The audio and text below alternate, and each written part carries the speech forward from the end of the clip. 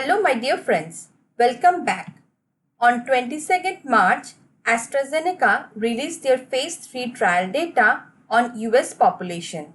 The analysis was done on 32,449 participants. They were divided into two groups. The vaccinated group, that is the participants who received the Oxford vaccine, and the placebo group who did not receive the Oxford COVID-19 specific vaccine. They were divided in the ratio 2:1, that is the number of participants who received vaccine was double of the placebo group. In the study group, 79% of the participants were Caucasian, 8% were African Americans, 4% were Native Americans, 4% Asians, and 22% Hispanic. 20% of the participants were above 65 years of age and 60% were with comorbidities. So from this data, it seems that they have tried to cover all kinds of population.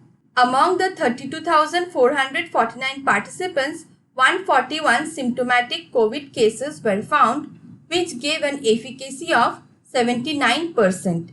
Interestingly, the vaccine efficacy was 80% in the participants who were 65 or above. This is really good news. So it seems the vaccine works equally good on the older population. Moreover, the vaccine was able to prevent severe disease and hospitalization by 100%. That's great. At this stage of pandemic, this is what we need. If COVID-19 becomes milder and we don't need hospitalization, then it will become like common cold. So we can deal with it. Recently, we have been hearing a lot about blood clots caused by AstraZeneca vaccine. Lot of European countries have stopped the use of AstraZeneca vaccine. So in this trial, they have also looked at the blood clot data.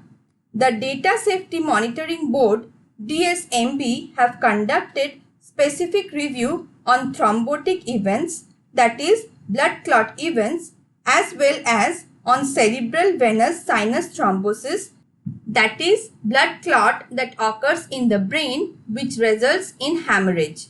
The DSMB found no increased risk of thrombosis or events characterized by thrombosis among 21,583 participants who had received at least one dose of the vaccine. The specific search for cerebral venous sinus thrombosis found no event in this trial.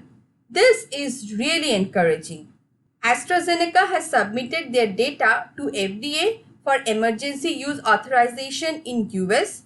They are also aiming to submit the primary analysis in peer-reviewed journal. So, are you confident with the AstraZeneca vaccine now? Are you going to take the jab? Let me know in the comment. And please hit the like button and subscribe for more updates. Thank you.